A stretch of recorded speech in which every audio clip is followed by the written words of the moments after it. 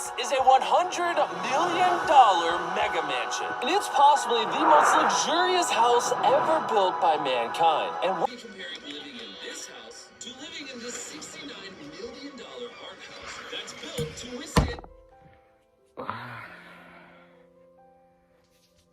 Hey guys, is it just me, or is YouTube not as entertaining anymore? While we have so much content on the platform, all of it just kind of feels the same. We have tons of Mr. Beast clones and the same type of video documentaries over and over. The I gave $100,000 to X person or this person is getting canceled is predictable, honestly. Like, I'm not gonna lie that it's not entertaining, because I do watch these and they are nice, but it's like a factory at this point.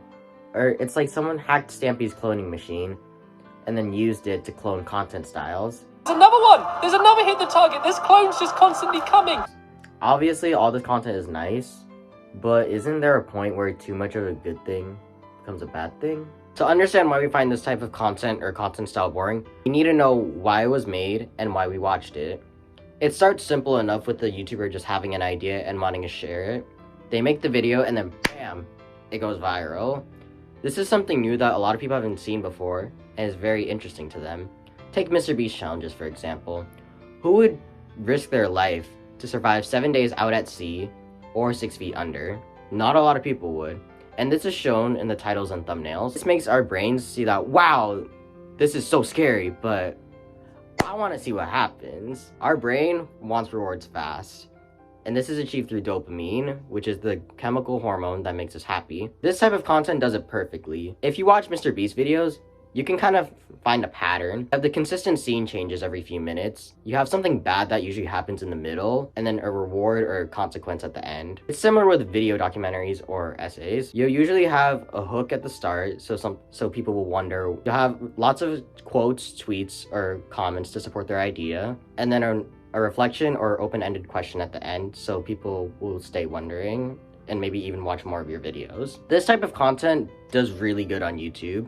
And YouTube's a business at the end of the day, so their goal is to make money. And the longer they can get people to stay on the platform, the better. So if YouTube sees that a person is watching these types of videos all the way to the end consistently, YouTube's gonna keep recommending them more of those videos to get them to stay on the platform for longer.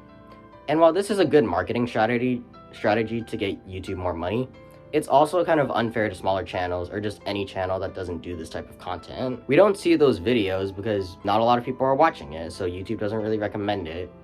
And if not a lot of people are watching it, that means people won't spend as much time on the app as much, which is not good for revenue. We know that YouTube wants to make money, and this leads to a lot of copycats.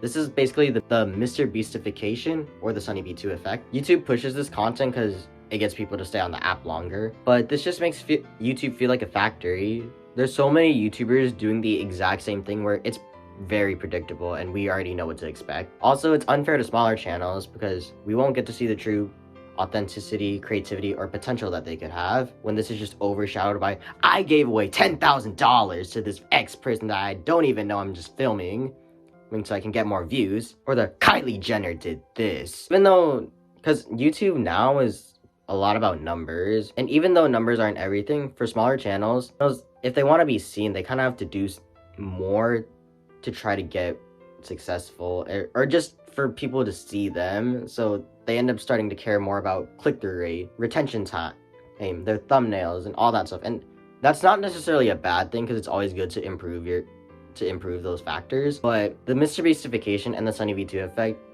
have made YouTube feel like more of a place where it's a place where you need to grow and get famous instead of just sharing what you want. Like the video documentaries and the Mr. Beast videos, they're very fast paced, which provides a lot of dopamine hits, especially with short form content on the rise now. But this destroys our attention span and makes it harder to enjoy those videos because we're so used to getting a lot of dopamine that our brain starts demanding more. It eventually hits a point where we realize that this is not okay. Like, what have we been doing with ourselves?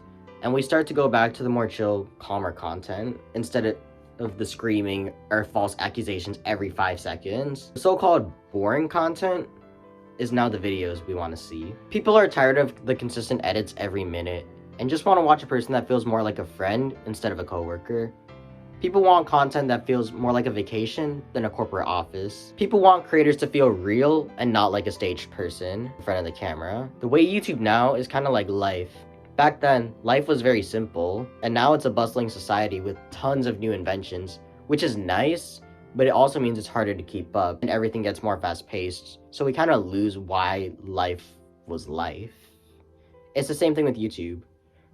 Because of the fame and fortune now, we lose why YouTube was YouTube. Like, this new fast-paced way of content is very overwhelming for a lot of people, which is why Gen Alpha is so bad now. Because back then, YouTube had basic videos of cats and funny people doing random skits just because why not? But now it's all about exposing others, intense challenges with pitch-perfect endings, and doing anything they can to raise that view count and retention rate. People enjoyed the fast-paced content, but now it's time to move on to something new, or I guess old, per se. Because the fast-paced content is just becoming repetitive now, and we want to watch something that's more chill, instead of just being blasted or feeling like we're gonna miss something if we look away for 5 seconds. At the end of the day, we watch YouTube for entertainment. So this shift in wanting more calm content is kind of nice, you know. It allows our brains to realize that what we've been doing is not really good, and allows our brains to wind down a little more and get our attention span back. Even though the fast-paced content is nice, it would be good just to calm down and just enjoy YouTube than worrying about success. Now, if you've made it to the end, I really appreciate you guys for watching and listening to my opinion, and comment down below your guys' opinions on YouTube now.